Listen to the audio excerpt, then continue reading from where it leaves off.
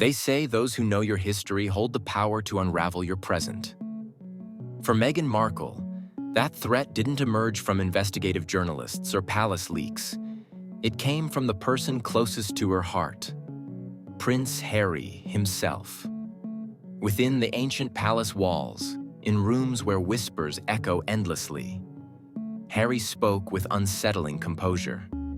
His words weren't delivered with anger or theatrics, but with a chilling calmness that made them cut deeper.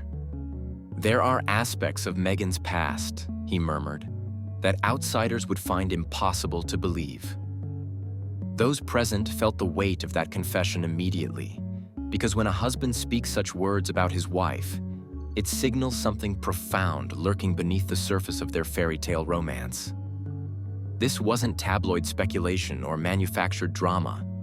This was a glimpse into the real woman behind the royal persona. The Meghan who existed before designer gowns, before prestigious titles, before the world became captivated by her radiant smile. What Harry shared wasn't hearsay or rumor. These were lived experiences, uncomfortable truths that traced back to a particular chapter in Toronto that the palace would prefer remained forgotten. Toronto, 2016. Meghan had reached the height of her television success on Suits. She inhabited a charming townhouse, maintained her public image flawlessly during daylight hours, and curated an aspirational lifestyle blog by evening. Yet behind this polished facade, she was conducting a clandestine relationship with British royalty. Prince Harry would slip into the city for covert rendezvous, escaping the watchful eyes of royal handlers and the relentless media machine. One particular evening was meant to be intimate and uncomplicated, just two people enjoying each other's company without external pressure. But the accounts that emerged afterward painted a vastly different picture. According to individuals with first-hand knowledge, Meghan wasn't simply entertaining Harry that night. She was orchestrating something far more elaborate. Toronto's underground social scene had a specific term for these gatherings, and they weren't characterized by innocent dinner parties or casual wine tastings. Whispers suggest the evening involved substances that exist in shadows and disappear before dawn, specifically cocaine. There were no photographs, no police involvement, no public scandal, at least none that penetrated mainstream journalism. Yet one name kept surfacing in hushed conversations: Princess Eugenie, Harry's cousin. Whether she actually attended remains unclear, or perhaps her name was simply invoked to provide social credibility and access to exclusive circles. Regardless, even the mere suggestion of royal involvement sent tremors through those aware of the situation, because a single misstep, one leaked photograph, one careless word to the wrong person, could have detonated not just Harry and Meghan's budding relationship, but potentially damaged the entire royal family's carefully maintained reputation.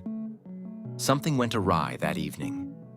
The exact details remain obscured, possibly a near exposure, perhaps information that almost reached public channels. Whatever occurred was completely erased by morning. No witnesses came forward, no evidence surfaced, just profound, deliberate silence. When silence descends that rapidly and that thoroughly, it typically indicates powerful forces working behind the scenes to ensure containment. Speculation suggests intervention from the highest levels of authority. The palace couldn't afford controversy surrounding their beloved prince. And Meghan, at that point still merely a television personality, could be managed or erased if necessary. So the incident was systematically eliminated from the historical record, buried beneath financial influence, institutional power, and urgent late-night communications. But those present never forgot, because that evening revealed Meghan's true nature. Composed, controlled, and masterfully capable of navigating chaos without leaving traces. To understand how Meghan could move through such situations with apparent ease and leave no evidence behind, you must look backward to Trevor Engelson, her first husband, the man who knew her before fame transformed her. Their 2011 Jamaica wedding wasn't refined or traditional. It was vibrant, uninhibited, and memorable for reasons beyond typical wedding celebrations. Guests still recall it vividly, not because of romantic vows, but because of Meghan's surprising contribution. She reportedly prepared over 100 marijuana cigarettes for attendees, not as a joke or spontaneous gesture, but as a calculated operation designed to create a specific atmosphere. She wanted everyone relaxed, compliant, happy, and she wanted to orchestrate that experience. People laughed at the time, calling her the unconventional, cool bride. But Trevor recognized something deeper. A woman who didn't simply participate in social gatherings, but directed them with precision. She understood how to manipulate environments, manage crowds, and make everyone adore her while concealing any underlying complications. Trevor believed he'd married an ambitious actress pursuing Hollywood dreams. Instead, he discovered someone who could control social dynamics like a director controls a film set. When their marriage dissolved, she didn't just leave. She completely erased him from her narrative. But Trevor retained those memories. Jamaica, the laughter, the substances, the way she commanded every room. He understood a fundamental truth. Meghan wasn't chaos personified. She was the architect who designed it. Toronto represented more than a filming location for Meghan. It was her domain, her alternative universe.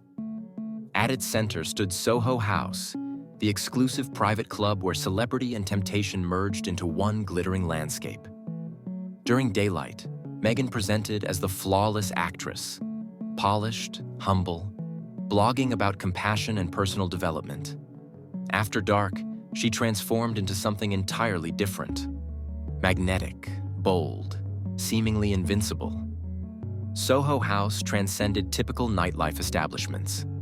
Behind its secured entrance, champagne flowed freely, but that represented only the surface. Rumors suggest indulgence took multiple forms: discreet deliveries, coded communications, private spaces where nights extended indefinitely.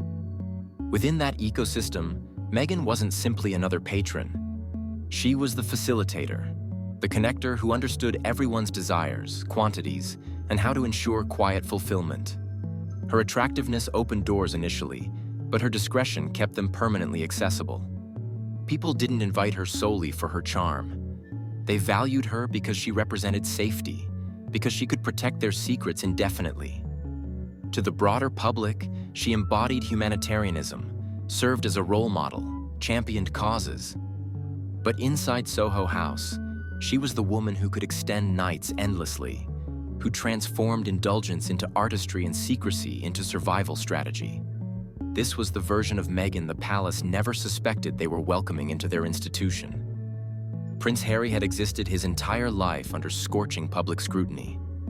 Every misjudgment, every wild evening, every stumble, every captured moment of intoxicated laughter became headline news by sunrise.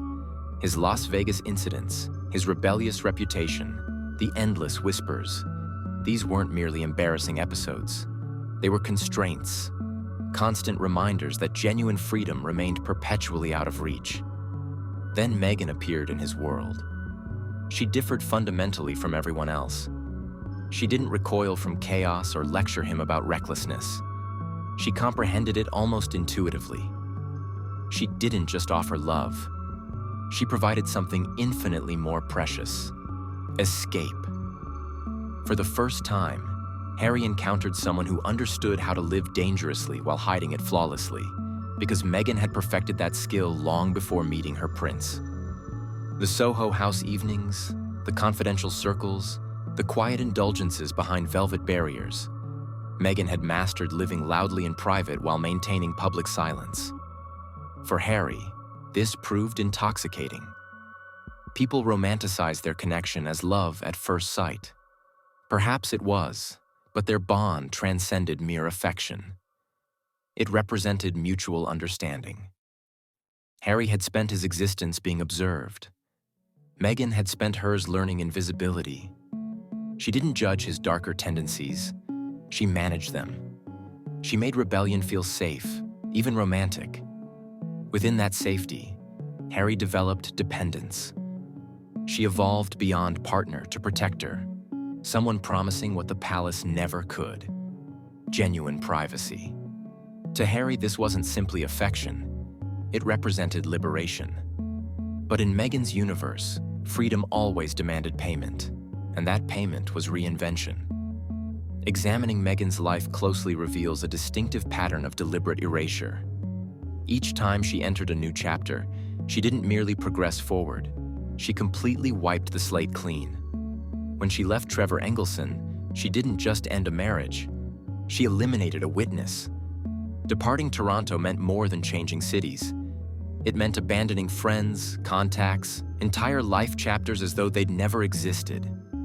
People who once shared laughter, exchanged texts, called her affectionately. The later version, sharper angles, sculpted definition, almost marble-like precision.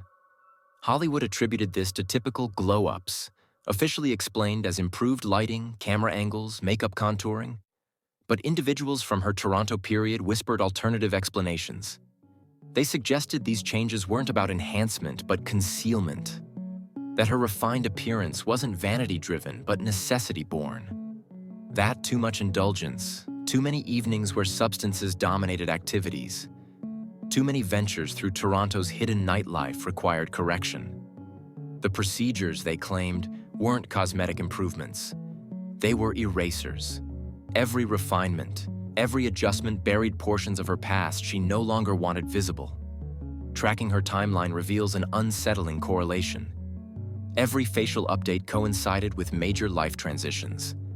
Leaving Trevor, departing Toronto, entering the palace, each transformation matched a reinvention, as though she rewrote her story using her reflection as the manuscript. It was simultaneously genius and terrifying. And it succeeded, because the Meghan Markle the world embraced wasn't simply discovered. She was built, every feature, every expression, every angle designed to fit the new narrative she was composing. For most people, silence represents tranquility. For Meghan, silence functioned as weaponry.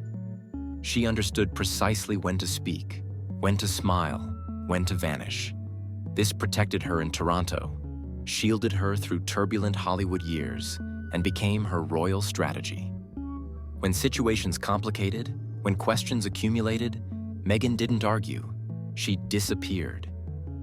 People who'd known her for years suddenly found messages left unread. Former colleagues claimed she stopped returning communications once suits elevated her fame. Even family members discovered her royal engagement through news broadcasts. To outsiders, this appeared as fierce privacy protection. But those familiar with her pattern recognized something different: calculated strategy. Every silence represented a clean break, every severed connection a deliberately placed edit. She'd learned long ago that inaccessibility prevented exposure. The Meghan Markle the world adored, the composed duchess with charitable speeches and luminous smile, wasn't hiding from the world. She was controlling what the world could perceive. In her reality, silence didn't signify emptiness. It meant power.